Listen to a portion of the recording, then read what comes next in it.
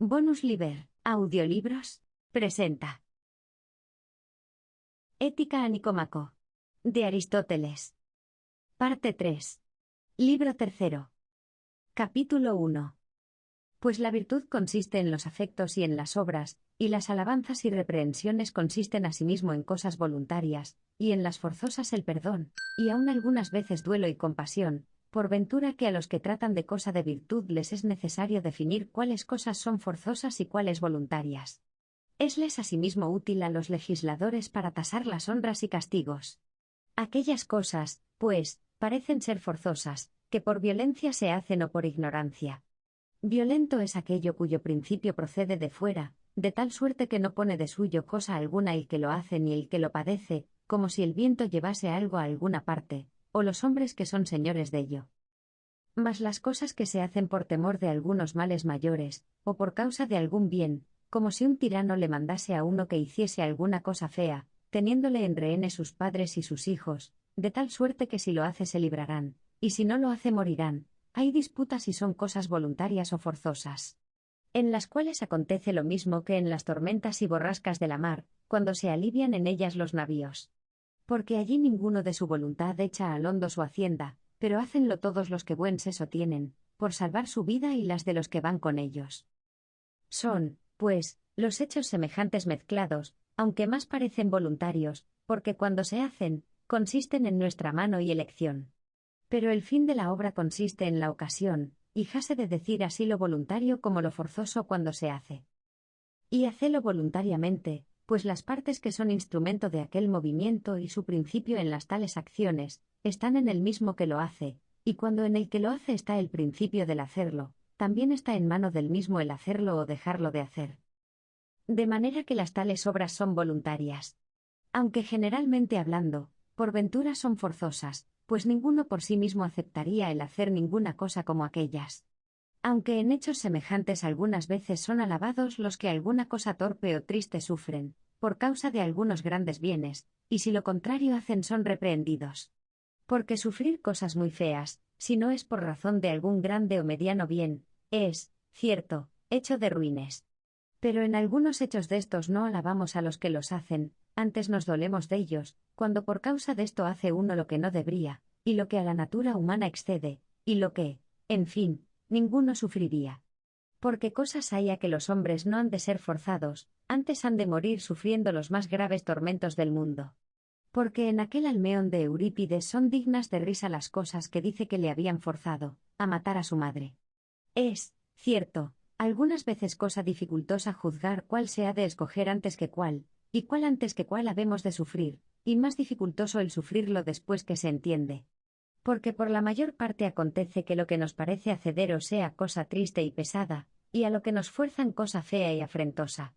De do procede que los que se dejan o no se dejan vencer, son vituperados o alabados. ¿Qué cosas, pues, habemos de confesar ser violentas? Generalmente no diremos que lo son aquellas cuya causa viene de fuera, y el que las hace no pone nada de su casa. Pero las cosas que de suyo son forzosas y violentas, pero en comparación de otras son más de escoger, y cuyo principio está en mano de quien las hace, no diremos que de suyo cierto son forzosas, y que en respecto de otras son voluntarias. Aunque más parecen cierto voluntarias, porque los tales hechos consisten en cosas particulares, las cuales son voluntarias. No es, pues, fácil cosa determinar cuál cosa primero que cuál habemos de aceptar, porque en esto hay en las cosas particulares muy gran diversidad. Mas si alguno quiere decir que las cosas apacibles y buenas son forzosas, pues estando fuera del alma nos competen, estará obligado a confesar que por la misma razón todas las cosas son forzosas, porque todos los que algo hacen, lo hacen por alguno de estos fines. Y los que por fuerza y contra su voluntad lo hacen, entristécense de aquello, mas los que obran lo malo, por razón de su dulzura, hacenlo con contentamiento. Es cosa, pues, de risa dar la culpa a las cosas de fuera, y no a sí mismo, de que así tan fácilmente se deje cazar de cosas semejantes de las cosas buenas por sí mismo y de las deshonestas por su suavidad. Aquello, pues, parece ser forzoso, cuyo principio y origen está de fuera, no poniendo de suyo nada el que es forzado. Pero de las cosas que por ignorancia se hacen, no son todas voluntarias, mas aquellas en que el haberlas hecho da tristeza y causa arrepentimiento, son forzosas. Pero el que hace por ignorancia alguna cosa y de haberla hecho no se duele, no diremos que la hizo voluntariamente, pues no lo sabía, mas tampoco diremos que la hizo forzosamente, pues no le pesa de ello. De manera que de lo que por ignorancia se hace, lo que causa arrepentimiento forzoso parece, mas el que no se arrepintió, pues es diferente de éste, es no voluntario, porque, pues es diferente, mejor es que tenga su nombre propio. Pero parece cosa diferente el hacer una cosa por ignorancia del hacerla ignorantemente. Porque el borracho o el colérico no parece que por ignorancia hacen lo que hacen, sino por alguna otra causa de las ya tratadas, pero tampoco lo hacen a sabiendas, sino ignorantemente. Cualquier malo, pues, ignora lo que hacer debe y de lo que le conviene guardarse, y por semejante error se hacen injustos y perversos. No se debe, pues, decir forzoso, si uno no entiende lo que le conviene, porque la ignorancia en la elección o aceptación no es causa de lo que es forzoso, sino de la perversidad y tacañería, ni tampoco la ignorancia universal, que también se vitupera, sino la que acontece en una cosa particular, en la cual y acerca de la cual se ha de emplear nuestro oficio. Porque en tal es el que lo hace, más es digno de misericordia y de perdón, pues el que tal cosa ignora, la hace contra su voluntad y forzosamente. No es, pues, cosa por ventura la peor de todas tratar de todo esto, qué cosas son y qué, tan grandes, y quién, y qué, y acerca de qué, y en qué lo hace, y aun algunas veces con qué como con instrumento, y por qué, como por salvar la vida, y cómo, si despacio o con prisa y fervor. Todas, pues, estas cosas el que algún juicio tiene no las ignora, cuanto más el que las hace. Porque, ¿cómo ha de tener ignorancia de sí mismo? Pero puede acaecer que uno ignore lo que hace. Como los que oran suelen decir, o que se les escapó algo de la lengua, o que no sabían que aquello era cosa que se había de callar, como le aconteció a Esquilo en las ceremonias de Ceres, o que queriéndolo mostrar se le cayó o soltó, como el que suelta una ballesta. Alguno también habrá que a su propio hijo lo tome por otro y piense que es su enemigo, como le acaeció a Mérope, otro que le parezca que la lanza tiene la punta roma teniéndola aguda, o que la piedra es tosca, otro que hiriendo a uno, por curarle, lo mate, otro que queriendo hacer de sí demostración, hiera, como acaece a los que luchan con las puntas de los dedos. Habiendo, pues, lugar de ignorancia en todas las cosas de esta suerte en que haya obras, el que algo de esto hizo no entendiéndolo, forzosamente parece haberlo hecho, y señaladamente en las más principales obras, cuáles parecen ser aquellas en las cuales consiste la obra y el fin de la. Pero aunque lo que por semejante ignorancia se haga, se diga ser forzoso conviene con todo eso que la obra le dé pena y se arrepienta de habella hecho. Si lo forzoso, pues, es lo que por violencia o ignorancia se hace, aquello se entenderá ser voluntario, cuyo principio y origen consiste en el mismo que lo hace, y que entiende particularmente las cosas, en que las tales obras consisten y se emplean. Porque no es por ventura bien decir que lo que por enojo o por codicia se hace, es forzoso y violento. Porque cuanto a lo primero, ninguno de los otros animales se puede decir, que obra de su voluntad, ni menos los muchachos, sino esto, ¿cómo diremos que obran? Pues ni tampoco se puede bien decir que lo que por codicia o por enojo hacemos, lo hacemos de nuestra voluntad. Diremos, pues, que lo bueno hacemos de nuestro grado y voluntad, y lo malo por fuerza y contra voluntad. ¿O es hablar de gracia y sin fundamento decir esto, siendo una misma la causa? Cosa, pues, por ventura parece fuera de razón decir que las cosas que se han de desear son violentas y forzosas, y vemos que por algunas cosas conviene que nos enojemos, y que algunas cosas deseemos, como la salud y la doctrina. Asimismo parece que las cosas forzosas no son tristes y pesadas, pero las que apetecemos son no suaves y aplacibles. Finalmente, ¿qué diferencia hay entre ser forzosas las cosas que se yerran por deliberación o las que se yerran por enojo, pues ambas a dos maneras de cosas son de aborrecer? Y pues las pasiones y afectos que son fuera de razón no menos parece que hayan de ser humanos que los otros, y las obras del hombre también proceden de enojo y de codicia, cosa, pues, es fuera de razón decir que tales cosas sean violentas y forzosas.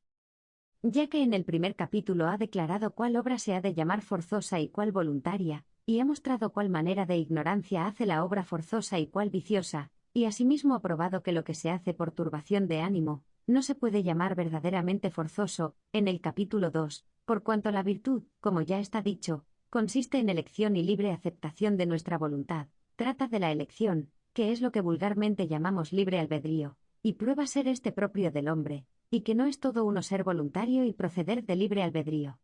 Ítem que no es todo uno voluntad y elección. Capítulo 2. Ya que habemos determinado cuál cosa se ha de decir voluntaria y cuál forzosa, síguese el tratar de la elección o aceptación, porque más propio oficio parece que es de la virtud juzgar de las costumbres, que no de las obras. La elección, pues, cosa clara es que consiste en las cosas voluntarias, pero no es lo mismo que ellas, antes lo voluntario es cosa más general. Porque los niños y los demás animales participan de las acciones voluntarias, pero no de la elección. Y las cosas que repentinamente hacemos y sin deliberación, bien decimos que son voluntarias, mas no decimos que proceden de elección. Los que dicen que la elección es codicia, o que es enojo, o querer a cierta opinión, no me parece que lo aciertan. Porque la elección no es cosa común a los hombres, y a los animales que carecen de razón, y eslo la codicia y el enojo, y el disoluto hace sus obras con codicia, mas no con elección, y el templado, al contrario, obra con elección, mas no cierto con codicia. Y la codicia es contraria a la elección, mas una codicia a otra no es contraria. A más de esto la codicia consiste en lo suave y en lo triste, pero la elección ni en lo triste ni en lo suave. Pero menos es la elección enojo, porque lo que con enojo se hace, en ninguna manera parece ser hecho por elección. Mas ni tampoco es querer, aunque le parece mucho. Porque la elección no consiste en cosas imposibles, y si se entendiese que une, las elige, nos parecería que está fuera de juicio. Pero la voluntad bien puede desear cosas imposibles, como si desease ser inmortal. Asimismo la voluntad bien se puede emplear en las cosas que el mismo hombre no las hace, como si yo quiero que algún representante gane la joya, o algún luchador, pero tales cosas ninguno las elige, sino las cosas que entiende él mismo haberlas de hacer. Finalmente, la voluntad enderézase al fin más particularmente, pero la elección consiste en las cosas que pertenecen para el fin. Como el tener salud querémoslo, más las cosas con que conservemos la salud, escogémoslas. También el vivir prósperamente querémoslo y lo decimos así que lo queremos, mas no cuadra bien decir que lo escogemos. En fin, generalmente hablando, la elección parece que consiste en las cosas que están en nuestra mano. Tampoco es opinión la elección, porque la opinión en todas las cosas parece que se halla, y no menos en las cosas perpetuas y en las imposibles, que en las que están en nuestra mano. Y la opinión divídese en verdadera y falsa, y no en buena y mala, mas la elección más se distingue con estotras diferencias. Ninguno, pues, creo dirá ni creerá ser todo uno opinión y elección. Mas ni tampoco es la elección particular especie de opinión. Porque por razón de elegir lo bueno o lo malo somos tales o tales, mas por creerlo no lo somos. También la elección consiste en escoger una cosa o huir de la, o en cosa como esta, mas la opinión en el entender qué cosa es, o a quién le cumple, o de qué manera. Mas en el tomar o dejar no consiste tanto nuestra opinión. Asimismo la elección es alabada por ser hecha en lo que más conviene, o por ser bien hecha, más la opinión por ser verdadera. Por la misma razón escogemos aquellas cosas que sabemos ser mejores, pero pensamos ser así lo que de cierto no sabemos. Parece también que no son todos unos los que eligen las cosas mejores y los que las creen ser tales, sino que algunos hay que juzgan bien de ellas, y por su vicio eligen lo que no les cumple. Ni importa disputar si la opinión precede a la elección o si se sigue, porque aquí no consideramos eso, sino si es lo mismo elección que opinión particular. ¿Qué diremos, pues, qué es, o qué tal es, pues ninguna cosa de las ya tratadas es? Cosa voluntaria ya se ve que es, pero no toda cosa voluntaria es eligible, sino aquella que está primero consultada. Porque la elección con razón se hace y con entendimiento, lo cual el nombre que en griego tiene nos lo significa, porque proereton quiere decir, cosa que es a otra preferida. Estas materias morales van unas de otras dependiendo. Porque de la felicidad dependió el inquirir la virtud. De ser la virtud hábito voluntario, dependió el inquirir qué cosas son voluntarias y qué forzosas. Del ser las cosas voluntarias, las que consisten en nuestra aceptación o elección, salió el tratar de la elección. Del decir que no toda cosa voluntaria tiene elección, si no es primero consultada, nace agora el tratar de la consulta. Trata, pues, en este tercer capítulo Aristóteles de la consulta de nuestro entendimiento, y declara cuáles cosas vienen en consulta y cuáles hombres son aptos para consulta, y cómo la consulta es de cosas que pueden acaecer de varias maneras. Ítem que las consultas no son de los fines, sino de los medios, y cómo el verdadero consultar es inquirir primero el fin, y después buscar los medios para alcanzarlo, asimismo como sean de contraria manera la consulta y la ejecución, porque lo que en la consulta es lo primero, es en la ejecución lo postrero, y lo que allá lo postrero, en esta lo primero, como se ve en el que edifica. Capítulo 3. Es de considerar si hay consulta en todas las cosas, y si se puede toda cosa consultar, o si hay algunas cosas que no admiten consulta.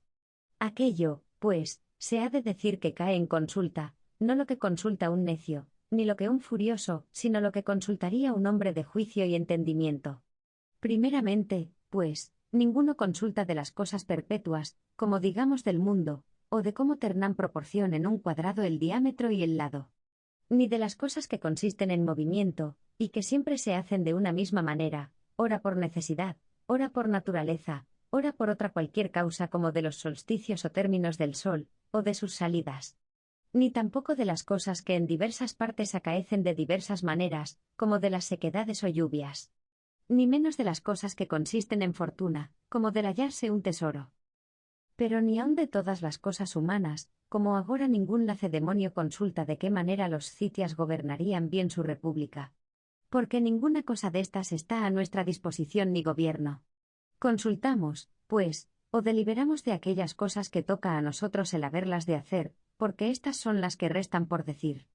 Porque la naturaleza, y la necesidad, y la fortuna, y también el entendimiento, parecen tener ser de causas, y todo lo que tiene ser mediante el hombre, y cada cual de los hombres delibera de las cosas que a él toca el hacerlas y tratarlas. En las ciencias, pues, que son manifiestas, y que ellas para sí mismas son bastantes, no hay consulta, como en el escribir de las letras, porque nunca disputarnos cómo se han de escribir las letras, sino en aquellas que de nuestra deliberación dependen. Aunque no siempre de estas cosas de una misma manera consultamos, como de las cosas de la medicina, o del arte de hacer moneda, y tanto más consultamos del arte de navegar que del arte de luchar, cuanto menos cierta es aquella que ésta, y de las demás de la misma suerte. Y en las artes consultamos más que no en las ciencias, porque más dudamos en ellas que no en estas, y el consultar acaece en las cosas que por la mayor parte son así, pero en alguna manera inciertas, y que, en fin, no hay en ellas cosa firme y cierta, y tomamos consejeros en las cosas graves, no confiando de nuestros propios juicios como de no bastantes para entenderlo bien. Consultamos, pues, no de los fines, sino de las cosas que para ellos se requieren. Porque nunca el médico consulta si ha de sanar, ni el retórico si ha de persuadir, ni el gobernador de la república si ha de poner buenas leyes, ni, en fin, otro ninguno jamás consulta del fin, sino que, propuesto algún fin, consultan de qué manera y por qué medios lo alcanzarán. Y si parece que se puede alcanzar por muchos medios, deliberan por cuál medio más fácilmente y mejor se alcanzará, y si en un medio se resuelven, deliberan cómo se alcanzará por éste. Finalmente, aquella consulta, ¿por qué medio? Hasta tanto la tratan, que lleguen a la primera causa, la cual en la invención era la postrera. Porque el que consulta, parece que inquiere y resuelve de la manera que está dicho, así como en la geometría una descripción. Pero parece que no toda cuestión es consulta, como las cuestiones matemáticas, mas toda consulta es cuestión, y lo que es lo último en la resolución, es lo primero en la ejecución. Y si en la consulta topan con alguna cosa imposible, no pasa adelante la consulta. Como si son menester dineros, y de ninguna parte se pueden haber. Mas si pareciere posible haberse, pónenlo por obra, llamo posible lo que podemos hacer nosotros, porque, lo que con favor de amigos hacemos, en cierta manera, nosotros mismos lo hacemos, pues el principio de ello está en nuestra mano. Muchas veces consultamos de los instrumentos, y otras veces del uso de ellos. Y de la misma manera en todo lo demás, unas veces se delibera por qué medio, otras de qué manera, y otras con cuyo favor. En todo lo cual, como habemos dicho, el hombre parece ser el principio de las obras, y la consulta es de lo que el hombre ha de hacer, y las obras siempre se hacen por otro fin. De manera que nunca el fin se pone en consulta, sino lo que conviene para alcanzar el fin. Tampoco se consultan las cosas particulares, como si esto es pan o si está cocido o hecho como debe. Porque estas cosas con el sentido se juzgan. Porque si siempre hubiésemos de estar consultando, sería nunca acabar, lo que se consulta, pues, y lo que se elige todo es una misma cosa, sino que lo que se elige ya es cosa determinada, porque lo que en la consulta se determina que se haga, aquello es lo que se escoge. Porque cuando uno reduce a sí mismo el principio, y todo lo que precedió, para en él deliberar cómo lo ha de hacer, porque esto fue lo que escogió, véese esto claramente, por los antiguos gobiernos de república, que Homero imitó en sus poesías, en las cuales introduce a los reyes que dan razón al pueblo de las cosas en que se han determinado. Y, pues, lo que se elige es cosa que cae en consulta y deliberación, y que entre las cosas que a nuestro cargo y gobierno están, es digna de ser apetecida, la elección será un apetito consultado en las cosas que tocan a nosotros. Porque por haber de esta manera juzgado en la consulta, sucede que apetecemos conforme a la consulta. ¿Qué cosa es, pues, elección, y en qué cosas la hay, y cómo consiste en lo que pertenece para el fin, quede así sumariamente declarado? Porque en lo pasado se ha dicho que la elección no es voluntad, pues ya está tratado de la elección, trata brevemente en el capítulo 4 de la voluntad, llamamos voluntad en romance, no solo la potencia del querer, que en griego se llama telema, sino el mismo acto también del querer, que los griegos llaman bulesin, y en nuestra lengua, por no tener tanta diferencia de vocablos, lo uno y lo otro, llamamos de una misma manera. Declara, pues, cómo el querer o voluntad tira al fin, y cómo todo lo que queremos lo queremos por razón de ser bueno, o a lo menos, por parecernos a nosotros ser tal. Capítulo 4. Que la voluntad o querer sea propio del fin, ya está dicho arriba. Pero hay algunos que tienen por opinión, que la voluntad va enderezada siempre a lo que es bueno, y otros que no, sino a lo que ella le parece bueno. Y los que dicen que a lo bueno, han de confesar de necesidad que no es querido lo que quiere el que buena elección no ha hecho. Porque si querido fuese, sería bueno, y era, si acaso así acaeció, malo. Mas los que dicen que lo que se quiere es lo que se tiene por bueno, han de confesar, que las cosas no son naturalmente amadas, sino que cada uno ama lo que bien le parece, y a uno le parece bien una cosa y a otro otra, y aún acaece parecer bien a unos lo uno y a otros lo contrario. Mas, en fin, no basta esto, sino que habemos de decir que, en general y en realidad de verdad, aquello es de amar, que es de su naturaleza bueno, pero que cada uno ama lo que le parece bien, y que el bueno ama lo que es de veras bueno, y el malo lo que le da gusto.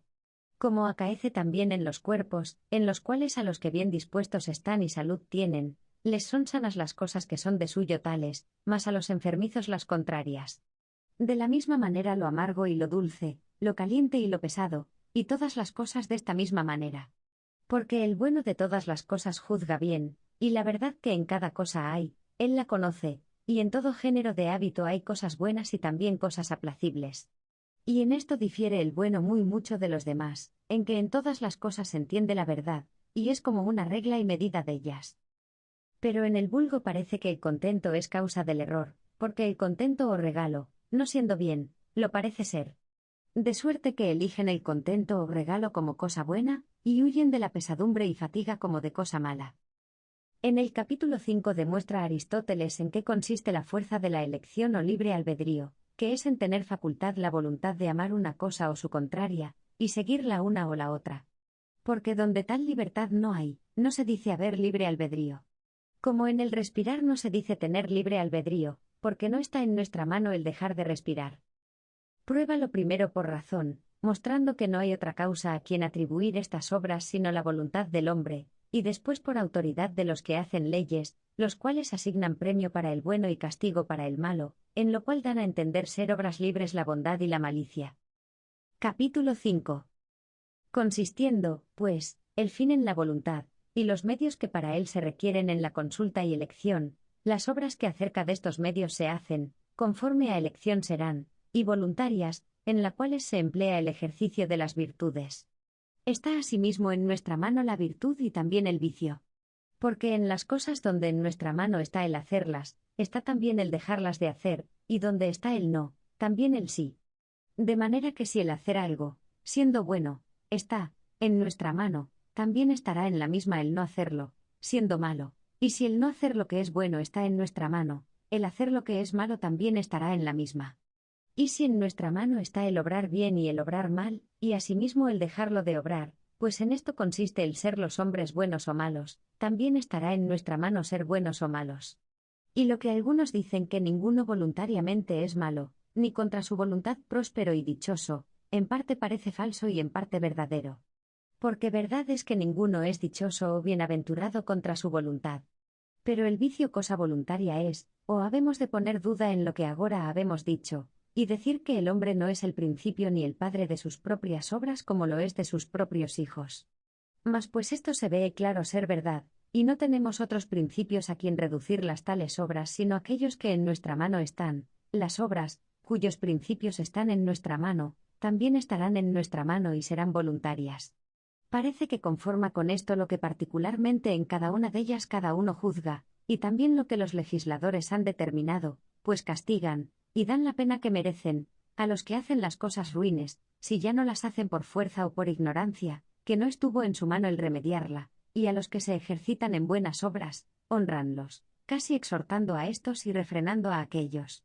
Vemos, pues, que ninguno exhorta a otro en las cosas que, ni están en nuestra mano, ni dependen de nuestra voluntad, porque superflua cosa sería persuadir a uno que no se caliente, o que no tenga dolor, o que no esté hambriento, o cosa alguna de estas, porque, no obstante la persuasión, lo padecerá.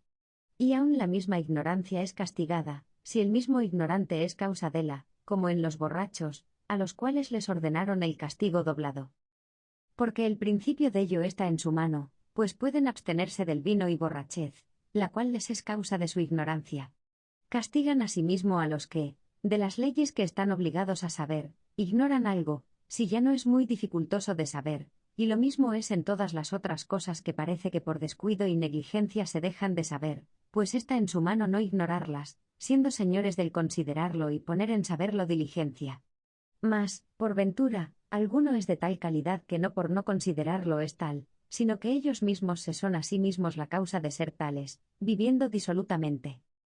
Y de ser unos injustos o disolutos en la vida, es la causa elevarse los unos a hacer agravios, y los otros al comer y beber demasiado, y a cosas semejantes. Porque cada uno sale tal, cuáles son las obras en que se emplea y ejercita. Lo cual se ve claro en los que se ejercitan en cualquier ejercicio de fuerzas corporales y en sus obras, en las cuales, con el ejercicio, vienen a hacerse perfectos. Es pues, de hombre harto falto de sentido no entender, que los hábitos proceden del ejercitarse en los particulares ejercicios. Asimismo es cosa fuera de razón decir que el que agravia no quiere agraviar, y que el que disolutamente vive no quiere ser disoluto. Y si el que hace agravio lo hace entendiendo lo que hace, de su propia voluntad es injusto. Mas el que una vez ya es injusto, aunque quiera, no se podrá abstener de hacer agravio y ser justo, de la misma manera que el que ha caído enfermo, aunque quiera, no puede estar sano, aunque sea verdad que de su voluntad haya caído enfermo viviendo disolutamente, y no dejándose regir por el consejo de los médicos. Porque al principio estuvo en su mano el no enfermar, mas después que fue negligente en conservar su salud, ya no está en su mano, como el que arroja la piedra, ya no está en su mano de detenerla, pero en su mano estuvo el echarla y arrojarla. Porque el principio de ello en él estuvo.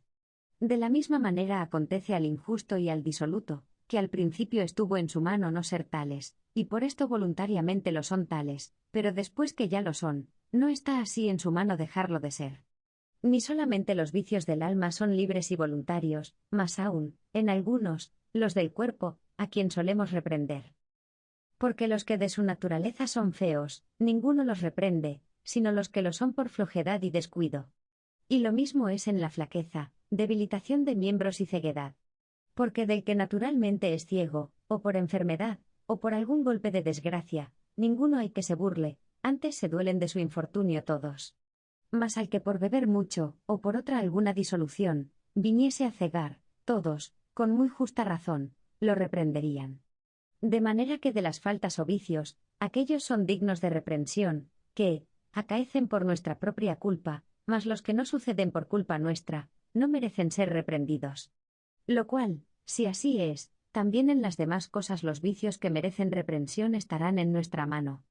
Y si alguno hubiere que diga que todos apetecen aquello que les parece ser bueno, y que ninguno es señor de su apariencia o imaginación, sino que a cada uno le parece tal el fin cual cada uno es, decirle hemos que pues cada uno es a sí mismo causa de sus hábitos en alguna manera, también en alguna manera será él mismo causa de su apariencia. Y si ninguno es a sí mismo causa de obrar mal, sino que lo hace por no entender el fin, pretendiendo que con estas cosas podrá alcanzar el sumo bien, y que el deseo del fin no es cosa fácil de quitar, sino que lo ha de tener como vista, con que juzgue bien y escoja el bien que en realidad de verdad lo sea, y que aquel es de su natural bien inclinado, que de su natural alcanzó esto perfectamente y cual conviene, porque aquello que es lo mejor y lo más perfecto, y que de otro no se puede recibir ni menos aprender, halo de tener cada uno tal cual le cupo por su suerte, y que el alcanzar esto bien, y perfectamente es la perfecta y verdaderamente buena inclinación, si alguno, en fin, hay que diga que todo esto es así, querría me dijese por qué más razón la virtud ha de ser voluntaria que no el vicio. Porque lo uno y lo otro tiene el fin de la misma manera, naturalmente, o de cualquier otra manera, puesto lo uno en lo bueno y el otro en lo malo, y todo lo demás que hacen, a este fin lo encaminan, de cualquiera manera que lo hagan. Ora pues el fin naturalmente no se les represente a cada uno tal, sino que sea algo que él en sí mismo tenga, ora sea el fin natural, y por hacer voluntariamente lo que al fin pertenece sea uno virtuoso, siempre la virtud será voluntaria, y por la misma razón lo será el vicio. Porque de la misma manera cuadra al malo tener facultad por sí mismo para las obras, que para conseguir su fin. Y pues si las virtudes, como se dice, son voluntarias, pues nosotros mismos somos, en alguna manera, causa de nuestros hábitos, y por ser tales nos proponemos tal fin, también serán los vicios voluntarios. Porque todo es de una misma manera.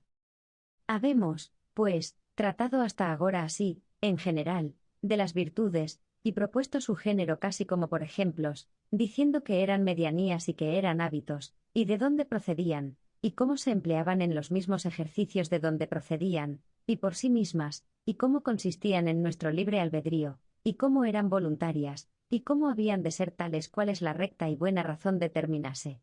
Aunque no son de la misma manera voluntarias las obras que los hábitos, porque de las obras, desde el principio hasta el fin, somos señores, entendiendo las cosas en particular y por menudo, mas de los hábitos no, sino al principio. Aunque el acrecentamiento de las particulares cosas no se echa de ver sensiblemente, de la misma manera que en las enfermedades. Mas porque estuvo en nuestra mano hacerlas de esta manera o de la otra, por eso se dicen ser voluntarias. Tornándolas, pues, a tomar de propósito, tratemos en particular de cada una, qué cosa es, y qué tal y de qué manera, y juntamente se entenderán cuántas son. Y sea la primera de que tratemos la valerosidad o fortaleza. Todo lo que hasta ahora Aristóteles de las virtudes ha tratado y propuesto, ha sido en común, como él mismo, en el epílogo que al fin del precedente capítulo ha hecho, lo ha mostrado. Pero porque las cosas así en común dichas y tratadas no dan entera certidumbre, si más en particular no se declaran, agora en todo lo que resta de las éticas o morales, trata de cada virtud en particular lo que conviene entender de la.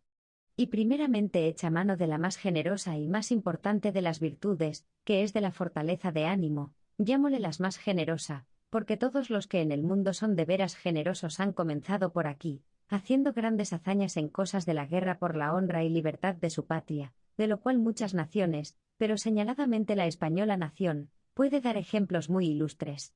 Pues habiendo venido casi al cabo, como un enfermo ya de los médicos desconfiado, con el divino favor y sin ayuda de extranjeras naciones, no solo tornó a cobrar su perdida tierra, pero ha extendido su poder hasta las más remotas partes del oriente y del poniente, descubriendo nuevas tierras y naciones, de que quedaran atónitos todos los pasados si hoy día fueran vivos. Declara, pues, cuál es la verdadera fortaleza de ánimo, y cuál no es fortaleza, sino atrevida necedad. Capítulo 6. Que la fortaleza de ánimo, pues, sea una medianía entre los temores y los atrevimientos, ya está dicho en lo pasado, porque allí se mostró ya claramente. Tememos, pues, las cosas espantosas, las cuales, hablando así generalmente y en común, son cosas malas. Por lo cual, definiendo el temor, dicen de esta manera, que es una aprensión del mal venidero. De manera que todas las cosas malas nos ponen temor, como son la infamia, la pobreza, la enfermedad, la falta de amigos, la muerte. Mas no en todas estas cosas parece que se emplea el hombre valeroso. Porque algunas cosas hay que las conviene temer, y el hacerlo así es honesto, y el no hacerlo es afrenta, como la infamia. La cual el que la teme es hombre bien inclinado y de vergüenza, y el que no la teme es desvergonzado. Aunque a este, algunos, como por metáfora, lo llaman valiente, porque tiene algo en que parece al hombre valeroso, pues también el hombre valeroso es ajeno de temor. Mas la pobreza ni la enfermedad no son cosas tanto de temer ni, generalmente hablando, todas aquellas cosas que, ni proceden de vicio, ni están en nuestra mano. Mas ni tampoco por no temer estas cosas se puede decir un hombre valeroso, aunque también a éste, por alguna manera de semejanza, lo llamamos valeroso. Porque bien hay algunos que en las cosas de la guerra y sus peligros son cobardes, y con todo eso son liberales, y en cosa de gastar su dinero francos y animosos. Ni tampoco se puede decir uno cobarde por temer no le hagan alguna injuria y fuerza en hijos o en mujer, o que no le tengan envidia, y cosas de esta manera. Ni menos será valeroso el que habiéndole de azotar muestra grande ánimo. ¿En qué cosas temerosas, pues, se muestra un hombre valeroso sino en las mayores? Pues ninguno hay que más aguarde que él las cosas terribles. La cosa más terrible de todas es la muerte, porque es el remate de todo, y parece que para el muerto no hay ya más bien alguno, ni más mal. Parece, pues, que ni aun en todo género de muerte se muestra el hombre valeroso, como en el morir en la mar, o de enfermedad. ¿En cuál, pues? En el más honroso, ¿cuál es el morir en la batalla? Pues se muere en el mayor y más honroso peligro. Lo cual se muestra claro por las honras que a los tales les hacen las ciudades, y asimismo los reyes y monarcas. De manera que, propiamente hablando, aquel se dirá hombre valeroso, que en la honrosa muerte y en las cosas que a ella le son cercanas no se muestra temeroso, cuáles son las cosas de la guerra. Aunque, con todo eso, el hombre valeroso, así en la mar como en las enfermedades, no mostrará cobardía. Aunque como lo son los marineros. Porque los valerosos ya tienen la esperanza de su salvación perdida, y les pesa de morir de aquella manera, pero los marineros, por la experiencia que de las cosas de la mar tienen, están con esperanza de salvarse. A más de esto, donde hay esperanza de valerse de sus fuerzas o donde es honrosa la muerte, anímanse más las gentes, de las cuales dos cosas, ni la una ni la otra se halla en el morir de tales géneros de muerte. En este capítulo parece haber negado este filósofo la inmortalidad del alma, pues dice que no hay bien ni mal después de la muerte, y así ha de ser corregido con la regla de la verdad cristiana. En el 7º capítulo declara las diferencias que hay entre los hechos del hombre valeroso y los del cobarde, y los del atrevido. Y muestra cómo el valeroso ha de encaminar siempre sus hechos a fin honesto, y que las cosas peligrosas se aguardan por el fin. Del cual el que falta o excede, ya pierde el nombre de valeroso, y cobra el de cobarde o atrevido. Capítulo 7. Pero no todos son unas mismas cosas temerosas y terribles, sino que decimos que hay cosas que exceden a las humanas fuerzas, las cuales las teme cualquier hombre de juicio. Mas las cosas que al hombre tocan, difieren en la cantidad y en el ser más o menos. Y de la misma manera las cosas de osadía. El hombre, pues, valeroso en cuanto hombre, no se espanta, pero teme las tales cosas como conviene y como le dicta la razón, y esto por causa de lo bueno, porque este es el fin de la virtud. Y estas cosas puede acontecer que se teman más y menos, y también que, lo que no es de temer, se tema como si fuese cosa de temer. En las cuales cosas acontece errar unas veces porque se teme lo que no conviene, otras porque no como conviene, y otras porque no cuando conviene, y otras cosas de esta manera. Y de la misma manera habemos de juzgar de cosas de osadía. Aquel, pues, que aguarda y que teme lo que conviene, y por lo que conviene, y como conviene, y de la misma manera osa cuando conviene, aquel tal se dice hombre valeroso. Porque el valeroso sufre y obra conforme a su honra, y conforme a lo que la buena razón le dicta y aconseja, y el fin de toda obra es alcanzar el hábito, y la valerosidad y fortaleza de ánimo del hombre valeroso es el bien, y por la misma razón el fin, porque cada cosa se define por el fin, y el valeroso, por causa del bien, sufre y hace lo que toca a su valor. Pero de los que exceden, el que excede en no temer no tiene nombre, y ya habemos dicho en lo pasado, que muchas cosas hay que no tienen propio vocablo, mas puédese decir hombre loco y sin sentido, y tonto, el que ninguna cosa teme, ni el terremoto, ni las crecidas de las aguas, como dicen que lo hacen los franceses. Mas el que en las cosas de temer excede en el osar, dícese atrevido o arriscado. Parece, pues, el arriscado hombre fanfarrón, y que quiere mostrarse valeroso, porque de la misma manera que el valeroso sea en las cosas de temer, de esta misma quiere mostrarse el atrevido, de manera que lo imita en lo que puede. Y así hay muchos de ellos juntamente arriscados y cobardes. Porque en semejantes cosas son atrevidos, y las cosas temerosas no las osan aguardar. Y el que en el temer excede llámase cobarde, porque le es anexo el temer lo que no conviene, y como no conviene, y todas las demás cosas de este género. Falta, pues, el cobarde en el osar, pero más se muestra exceder en las cosas de molestia. Es, pues, el cobarde un desesperado, porque todas las cosas teme, en lo cual es al revés el valeroso, porque el osar, de buena esperanza procede. De manera que así el cobarde como el atrevido, y también el valeroso, todos se emplean en unas mismas cosas, pero hanse en ellas de diferente manera, porque aquellos o exceden o faltan, pero el valeroso trátase con medianía y como conviene.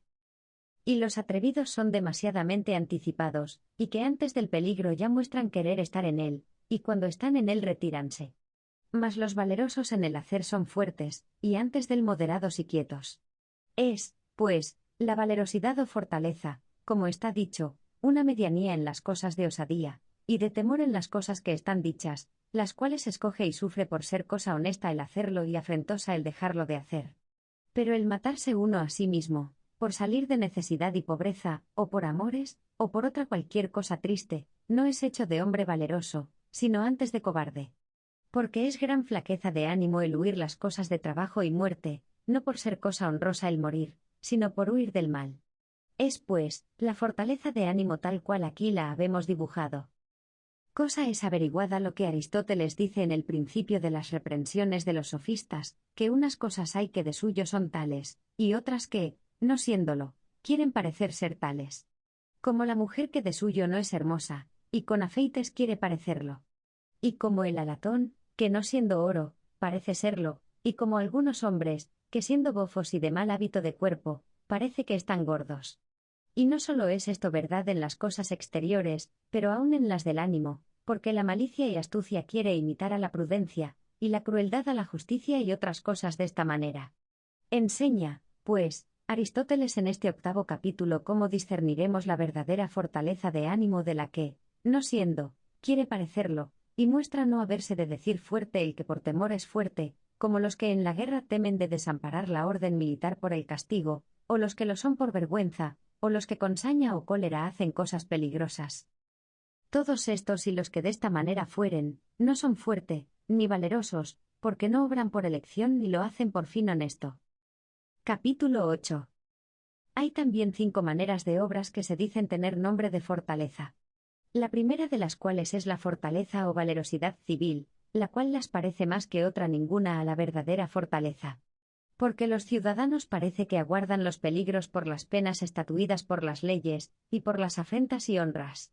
Por lo cual aquella nación se señala sobre todas las otras en fortaleza, donde los cobardes en ningún precio ni honra son tenidos, y los valerosos son muy estimados. Tales nos los pinta Homero en su poesía, como a Diomedes y a Héctor. Porque dice Héctor así. Porque haciendo eso, el mismo Polidamas. Verná por me afrentar luego el primero. Y Diomedes, en el mismo Homero, de esta manera. Héctor, que es el mejor de los troyanos. Dirá, si eso yo hago, que a las naves huyo por escaparme de sus manos. Es, pues, esta manera de fortaleza en esto muy semejante a la primera de que se ha tratado, en que procede de virtud, pues procede de vergüenza y de apetito o deseo de la honra, que es uno de los bienes, y del aborrecimiento de la afrenta, que es cosa vergonzosa. Contaría también entre estos alguno a los que son forzados por los capitanes a ser fuertes. Mas estos tanto peores son que aquellos, cuanto no lo hacen de vergüenza, sino de temor, y queriendo evitar, no la afrenta, sino el daño. Porque los fuerzan a hacerlo los que tienen el gobierno, como en Homero, Héctor. Al que ir de la batalla huyendo viere, mostrando al enemigo cobardía. A los buitres y perros, si lo hiciere, daré a comer sus carnes este día. Lo mismo hacen los que tienen el gobierno o oficio militar, hiriéndoles si se apartan de la orden, y los que delante de alguna cava, o algunos otros lugares semejantes, ordenan algún escuadrón, porque todos hacen, en fin, fuerza. Y el que ha de ser valeroso, no lo ha de ser por fuerza, sino porque el serlo es ilustre cosa. Pero parece que la experiencia de las particulares cosas es una manera de fortaleza. Por lo cual tuvo Sócrates por opinión que la fortaleza consistía en ciencia. Porque en otras cosas otros son tales, y en las cosas de la guerra los soldados, pues hay muchas cosas que comúnmente tocan a la guerra, en las cuales estos más particularmente están ejercitados, y porque los otros no entienden qué tales son, por esto ellos parecen valerosos. A más de esto, por la destreza que ya tienen, pueden mejor acometer y defenderse, y guardarse, y herir, como saben mejor servirse de las armas, y las tienen más aventajadas para acometer y para defenderse. Pelean, pues, con los otros como armados con desarmados, y como esgrimidores con gente que no sabe de esgrima, pues en semejantes contiendas no los más valerosos son más aptos para pelear, sino los más ejercitados y los más sueltos de cuerpo. Hácense, pues, cobardes los soldados cuando el peligro es excesivo, y se fen ser inferiores en número y en bagaje, y ellos son los primeros al huir. Mas la gente de la tierra muestra rostro y muere allí, como le acaeció a Hermeo en el pueblo Coronea de Beocia. Porque la gente de la tierra, teniéndolo por afrenta el huir, quieren más morir que con tal vergüenza salvarse. Pero los soldados, al principio, cuando pretenden que son más poderosos, acometen, mas después, entendiendo lo que pasa, huyen, temiendo más la muerte que la vergüenza. Mas el hombre valeroso no es de esta manera. Otros hay que la cólera la atribuyen a la fortaleza, porque los airados y coléricos parece que son valientes, como las fieras, que se arremeten contra los que las han herido, y esto porque los hombres valerosos también son, en alguna manera, coléricos. Porque la cólera es una cosa arriscada para los peligros. Por lo cual dice Homero: dio riendas a la cólera y esfuerzo. Y despertó la ira adormecida. Y en otra parte: la furia reventó por las narices. La sangre se encendió con saña ardiente. Porque todo esto parece que quiere dar a entender el ímpetu y movimiento de la cólera. Los valerosos, pues, hacen las cosas por causa de lo honesto, y en el hacerlas acompáñales la cólera, pero las fieras hacenlo por el dolor, pues lo hacen o porque las han herido, o porque temen no las hieran. Pues vemos que estando en los bosques y espesuras no salen afuera. No son, pues, valerosas porque salgan al peligro movidas del dolor y de la cólera, ni advirtiendo el peligro en que se ponen. Porque de esa manera también serían los asnos, cuando están hambrientos, valerosos, pues no los pueden echar del pasto por muchos palos que les den. Y aun los adúlteros, por satisfacer a su mal deseo, se arriscan a hacer muchas cosas peligrosas. No son, pues, cosas valerosas las que por dolor o cólera se mueven al peligro. Mas aquella fortaleza que, juntamente con la cólera, hace elección, y considera el fin porque lo hace, aquella parece ser la más natural de todas. Y los hombres, cuando están airados, sienten pena, y cuando se vengan, quedan muy contentos. Lo cual, los que lo hacen, hanse de llamar bregueros o cuestioneros, mas no cierto valerosos, porque no obran por causa de lo honesto, ni como les dicta la razón, sino como les incita la pasión. Casi lo mismo tienen los que por alguna esperanza son valientes, mas no por tener buena esperanza son los hombres valerosos.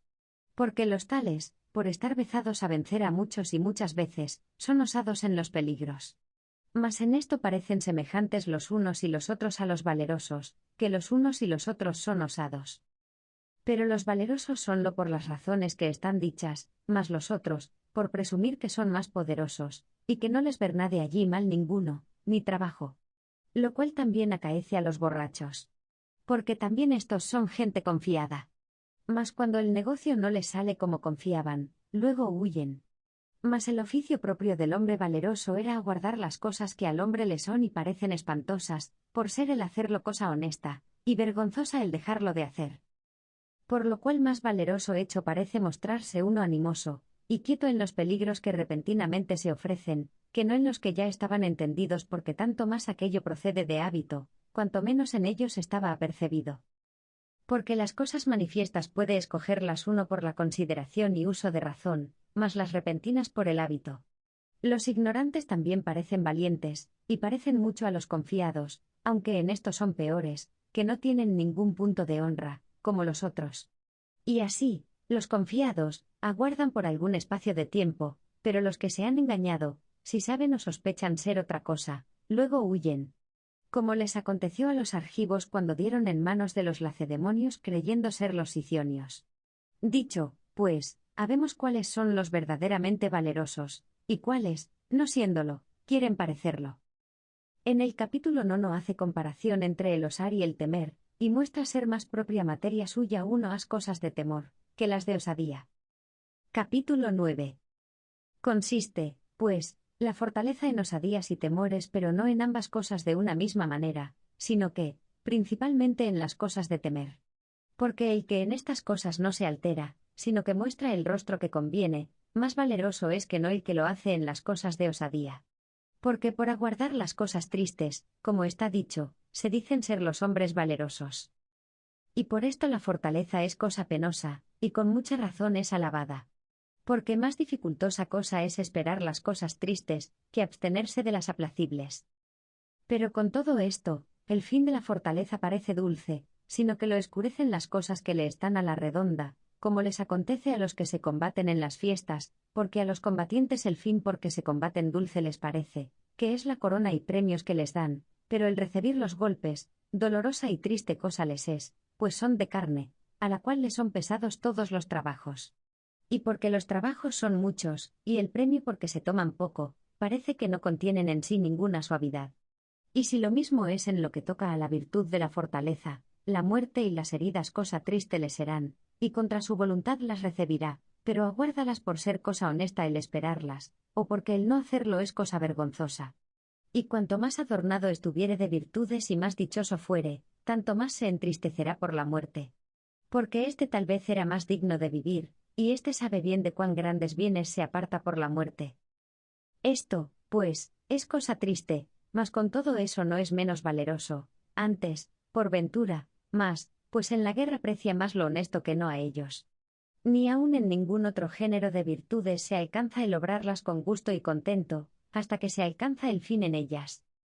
Pero bien puede ser que los que son tales no sean los mejores soldados de todos, sino otros que no son tan valerosos, y que otro bien ninguno no tengan sino este. Porque estos tales son gente arriscada para todo peligro, y por bien pequeño provecho ponen sus vidas en peligro. Hasta aquí, pues, habemos tratado de la fortaleza, cuya propiedad fácilmente se puede entender como por ejemplo, por lo que está dicho. No poca falta le hizo al filósofo, para el tratar bien esta materia de la fortaleza, el no entender las cosas del siglo venidero, y de la inmortal vida, que por la luz de la fe los cristianos tenemos entendida. Porque si esto él entendiera, no dijera un tan grave error como arriba dijo, que después de la muerte no había bien ni mal alguno, ni ahora lo acrecentara diciendo que el hombre valeroso muere triste, entendiendo los bienes que deja, porque no los deja, antes los cobra por la muerte muy mayores, y así vemos que aquellos valerosos mártires iban a la muerte, no tristes, como este filósofo dice, sino como quien va a bodas, certificados por la fe de los bienes que por medio de aquella fortaleza de ánimo habían de alcanzar. Y así parece que en esto de la inmortalidad del alma, y del premio de los buenos y castigo de los malos, este filósofo anduvo vacilando como hombre, y nunca dijo abiertamente su parecer. Más a la clara habló en esto su maestro Platón, y más conforme a la verdad cristiana, que en los libros de República confesó infierno y purgatorio, y cielo y premios eternos, aunque no tan claramente como nuestra religión cristiana nos lo enseña con doctrina celestial. Esto he querido añadir aquí, porque cuando el cristiano lector topare con cosas semejantes, lo atribuya a que no tenían aquellos luz de evangelios, y que su doctrina era, en fin, de hombres, y dé gracias al Señor, que esta cristiana filosofía así le quiso revelar, que entienda más de esto un simple cristiano catequizado o instruido en la fe, que todos juntos los filósofos del mundo. Capítulo 10. De la templanza y disolución. Declarada ya la materia de la fortaleza o valerosidad de ánimo, viene a tratar del segundo género de virtud, que es de la templanza, la cual es una manera de virtud muy importante para la quietud del mundo, pues los más de los males acaecen por falta dela, apeteciendo muchos un contento y no pudiéndolo gozar todos, y moviendo, sobre quién lo gozará, grandes alborotos. Demuestra no consistir la templanza en todo género de contentamientos, sino en los corporales y que por el sentido se perciben.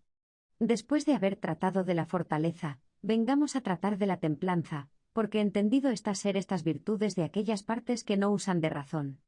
Ya, pues, dijimos arriba que la templanza es medianía entre los placeres, porque menos, y no de la misma manera, consiste en las cosas de tristeza. En los mismos placeres parece que consiste también la disolución. Pero en cuáles placeres consistan, agora lo determinaremos. Dividamos, pues, los placeres de esta manera, que digamos que unos de ellos son espirituales y otros corporales, como el deseo de honra, o doctrina, porque cada uno de estos se huelga con aquello a que es aficionado, sin recibir de ello el cuerpo ninguna alteración ni sentimiento, sino el entendimiento solamente. Los que en semejantes placeres se emplean, ni se dicen templados, ni tampoco disolutos, y lo mismo es en los demás pasatiempos y placeres que no son sensuales. Porque a los que son amigos de fábulas y de contar cuentos, y que de lo primero que a las manos les viene parlan todo el día, solémosles llamar vanos y parleros, mas no cierto disolutos. Ni tampoco a los que por causa de algunos intereses o amigos se entristecen. De manera que la templanza consiste en los placeres corporales, mas no en todos ellos. Porque los que se huelgan con las cosas de la vista, como con los colores y figuras, y con la pintura, ni se dicen templados, ni tampoco disolutos, aunque parezca que se huelgan con ellos como conviene, o más o menos de lo que conviene. Y lo mismo acontece en las cosas del oído, porque a los que demasiadamente se huelgan con cantares o con representaciones, ninguno los llama disolutos, ni tampoco templados a los que se tratan en ello como deben, ni menos en lo que toca a los olores, sino accidentariamente, porque a los que se deleitan con los olores de las manzanas o de las rosas, o de los saumerios, no los llamamos disolutos, sino a los que son amigos de almizcles y de olores de viandas.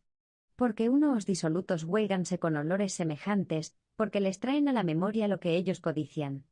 Otros hay que, cuando tienen hambre, se agradan mucho de los olores de las buenas viandas, lo cual es propio de hombres disolutos en comer, porque de ellos es propio desear cosas semejantes, lo cual no vemos que acaezca en los demás animales, que con estos sentidos se deleiten, si no es accidentariamente. Porque ni aun los perros no se deleitan con oler las liebres, sino con comerlas, aunque el olor les dio el sentimiento de ellas, ni menos el león se deleita con el bramido del buey, sino con comerlo. Pero ¿dónde está sintiólo por el bramido? Y por eso parece que se deleita con la voz. Y lo mismo es cuando ve un ciervo algún corzo, que no se deleita de verlos, sino de que terna con qué matar su hambre. Consiste, pues, la templanza, y asimismo la disolución, en aquellos deleites de que son también participantes los otros animales. Por lo cual parecen cosas serviles y bestiales, estas son el tacto y también el gusto, aunque parece que del gusto poco o ninguna cosa se sirven. Porque el juzgar del gusto es propio de los labios, como lo vemos en los que gustan los vinos o guisan las viandas, de lo cual poco o no nada se huelgan los disolutos, sino han de gozar de ello, lo cual consiste todo en el tacto, así en las viandas como en las bebidas, y también en lo que toca a los deleites de la carne. Por lo cual dice de un gran comedor, llamado Filoxeno Frigio, que deseaba tener el cuello más largo que una grulla, dando a entender que se deleitaba mucho con el tacto, el cual es el más universal de todos los sentidos y en quien consiste la disolución. Y así, con razón, parece ser de los sentidos el más digno de ser vituperado, pues lo tenemos, no en cuanto somos hombres, sino en cuanto somos animales. De manera que holgarse mucho con cosas semejantes y quererlas mucho, es cosa bestial. Porque los más aidalgados deleites del tacto, como son los que consisten en los ejercicios de la lucha y en los baños, no entran en esta cuenta. Porque el deleite y tacto del disoluto no consiste en todo el cuerpo, sino en ciertas partes de él. Capítulo 11. De la diferencia de los deseos. En el capítulo 11 va distinguiendo los deleites, y mostrando cómo de ellos hay que consisten en cosas naturales, y de ellos en cosas vanas, y de ellos en cosas necesarias para el vivir, y de ellos en cosas que los hombres se han buscado sin forzarles necesidad ninguna. Y muestra pecarse más en lo vano que no en lo necesario. Mas entre los deseos, unos parece que hay comunes, y otros propios y casi como sobrepuestos. Como el deseo del mantenimiento, que es natural, porque cada uno lo desea cuando de él tiene necesidad, ora sea seco, ora húmedo, y aun algunas veces el uno y el otro, y aun la cama, dice Homero, la apetece el gentil mozo y de floridos años. Pero tales o tales mantenimientos, ni todos los desean, ni los mismos. Por lo cual parece que depende de nuestra voluntad, aunque la naturaleza tiene también alguna parte en ello.